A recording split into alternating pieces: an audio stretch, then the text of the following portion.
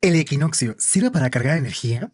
Hmm, Esto es falso y te diremos por qué. En realidad, este tipo de prácticas son contemporáneas y están orientadas a una subcultura que se ha encargado de crear una nueva versión de lo que se cree que nuestros antepasados hacían. En realidad, los antiguos pueblos únicamente dividían sus etapas del año en etapa de reverdecimiento y etapa de sequía, o en náhuatl podemos llamarle como Chopan o Tonalco. De hecho, nuestro Huey Teocalli o Templo Mayor en Tenochtitlan tenía dos casas en la parte superior.